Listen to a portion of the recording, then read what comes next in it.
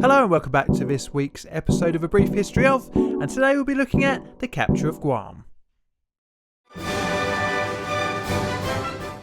How would you greet a US cruiser firing its guns towards your island? Possibly try and mount some sort of defence? Well, rowing out to say hi and welcome the attackers isn't the first thing that comes to mind, but I suppose that might be your reaction if you didn't know you were at war with the US at the time. The capture of Guam was a bloodless battle, and I use the word battle loosely, between the 20th and 21st of June during the Spanish-American War of 1898. Guam is the most southern and largest island of the Mariana chain, and is also the largest island in Micronesia. The island found itself claimed for Spain on the 26th of January 1565 by General Miguel Lopez de Legazpi. But it wasn't until 1668 that the island became a Spanish colony. By 1898, the island had become neglected by its Spanish overseers.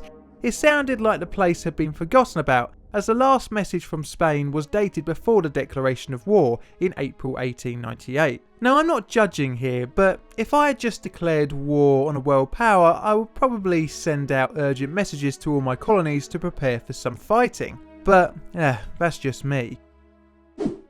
On the 4th of June 1898, the USS Charleston and the transport ships City of Peking, City of Sydney and Australia left Honolulu for Manila.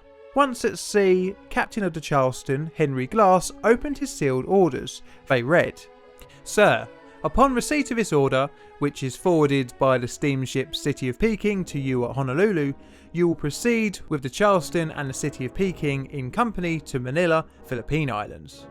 On your way, you are hereby directed to stop at the Spanish island of Guam. You will use such force as may be necessary to capture the port of Guam, making prisoners of the governor and other officials and any armed force that may be there.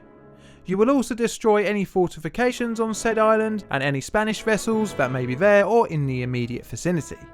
These operations at the island of Guam should be very brief and should not occupy more than 1 or 2 days. Should you find any coal at the island of Guam, you will make such use of it as you consider desirable. It is left to your discretion whether you destroy it or not. From the island of Guam, proceed to Manila and report to Rear Admiral George Dewey, USN, for duty in squadron under his command." From the looks of it, the Navy Department sounded as if they had an idea of the state of the defences at Guam, due to only allowing a few days for the capture of the island. The news of the upcoming assault on the Spanish island excited many of the sailors aboard Charleston, as they were eager to get involved in some fighting. Well, joke's on them.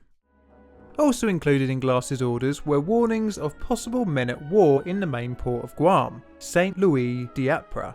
A man of war means a large and powerful warship in 1898 speak, and the warnings hinted that there may have been more than one Spanish warship in or around the island. Plus, there were predictions of nearly 1,000 well-armed Spanish soldiers and a formidable arsenal of heavy guns.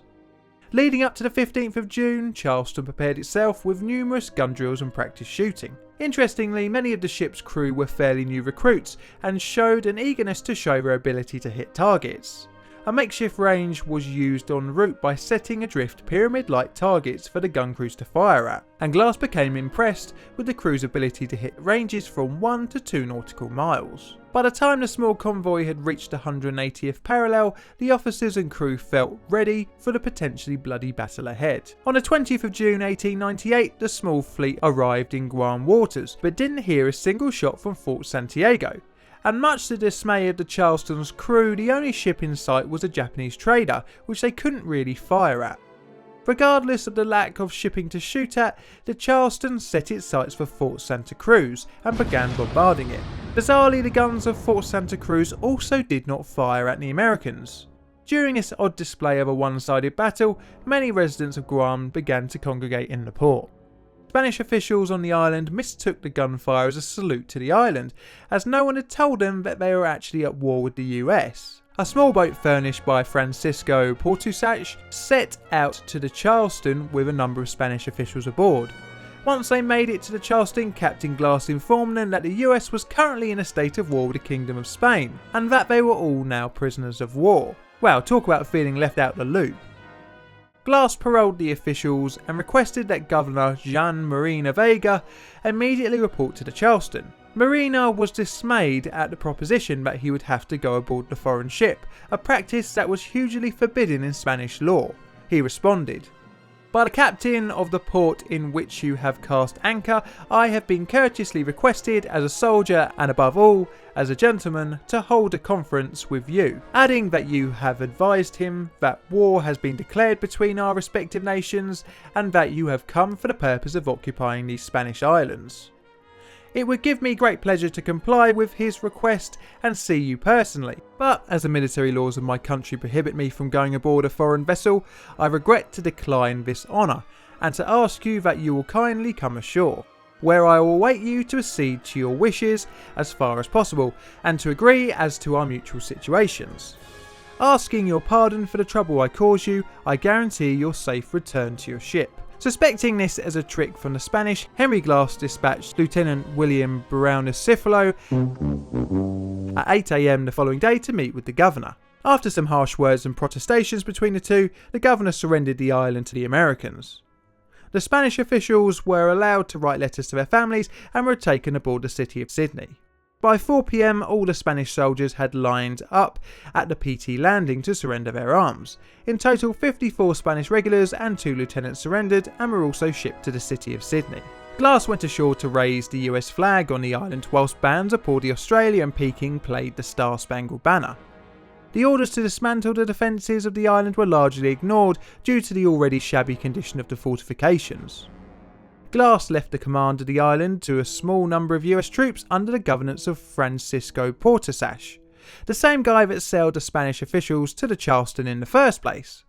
On the 22nd of June, Glass and the convoy set sail to Manila to join George Dewey's fleet. Now things might have been different if someone had fought to tell the island that they were at war. Thankfully it didn't happen, as not a single person lost their life during the capture of the island. Do you know of any bizarre battles in history? Let me know in the comments below. And all that's left to say is, thanks for watching. Did you enjoy the video? I hope you did. If that's the case, leave a like and a comment below. New episodes are released every Thursday, and the best way to see them is via subscription. You can help the channel grow by sharing videos with your friends, and there's also a Patreon link down below if you fancy financially supporting the channel. I look forward to seeing you on the next one.